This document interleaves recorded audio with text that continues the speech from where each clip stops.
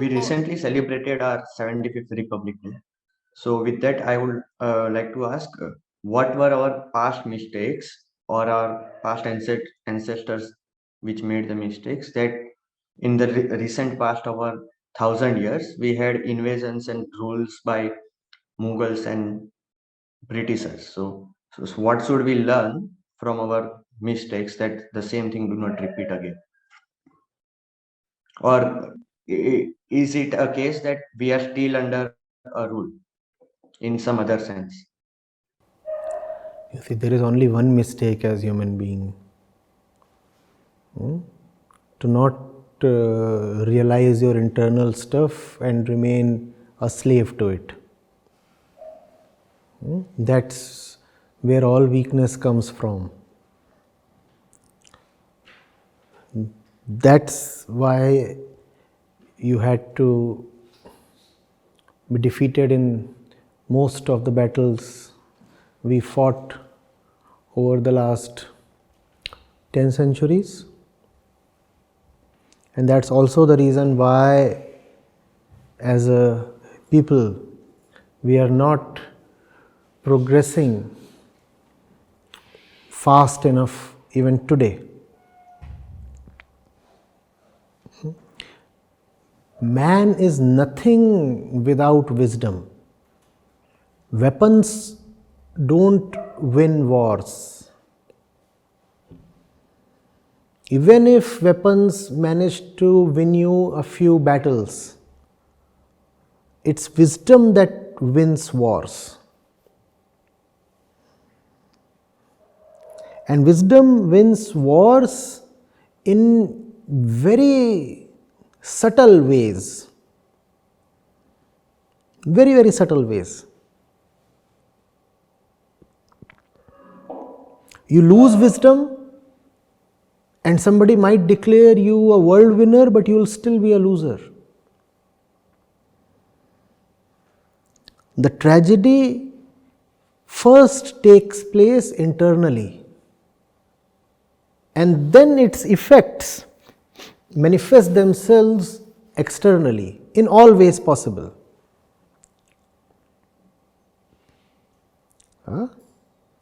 It will be a bit too complex for you probably, it may not be, but let me say, I'll simplify it as much as possible. See, because man is special, because man is not any other animal. When I say man, I mean human beings, not excluding women. Therefore, man needs spirituality. I could have said religion, but religion has become a very abused word today, so I'd rather say spirituality, or I would say wisdom. So we need that. That's the center of our existence, our religiosity, our wisdom. It has to be. If we lack that, then we lack a center itself. Then there is no center. And if there is no center, there is no power, because you are scattered. If what would you say about a let's say a motorcycle rim that has no axis at all, no center at all? Would the spokes offer any strength? The center is needed to keep the thing intact and strong. So man needs a center. That center is wisdom. That center is religiosity or spirituality. When religion itself gets contaminated, then there is nothing that can save you. The trouble with India has been that religion got contaminated many a times, remained contaminated, and even today it is extremely contaminated.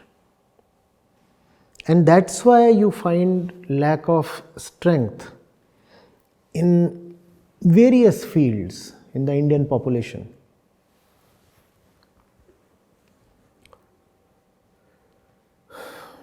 The core of wisdom, the very name of wisdom, Vedant, was there, always there. The very essence of religion was always present. But along with it, much else was also present. Unfortunately for us, we chose to focus on all the garbage around the core and more or less totally ignored the core.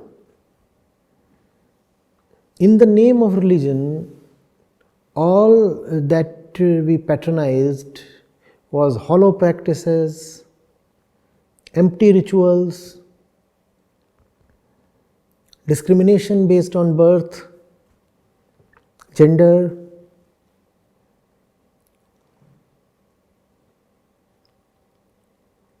imaginative stories, and many other kinds of nonsense. That's what we started calling as religion. And the core, Vedant, was ignored. When religion gets corrupted, then the entire population, the whole set of people, they are left with nothing. They lose their scientific temper, there are no discoveries, no literature worth reading is written, there is no exploration, they don't want to go around and know things. They remain a society deeply divided and fragmented and exploitative of each other. And then they also lose wars. They also lose wars. Losing wars is not the central problem. The central problem is the corruption of religion. And that corruption of religion leads to many problems, including losses in wars. And that corruption is especially tragic because India is the mother of religion. India had all the diamonds that religion needs and religion has to offer. The saints, the sages, they offered the highest wisdom. But instead of that wisdom, we just kept concentrating on very deplorable kind of rubbish. And that's also what constitutes the bulk of Indian religiosity today, rubbish. Instead of religion being the highest thing possible, it has become the lowest kind of curse. Unless we return to pure religion, which I propagate as Vedanta, not only is the past bleak, I also see very little hope for the future.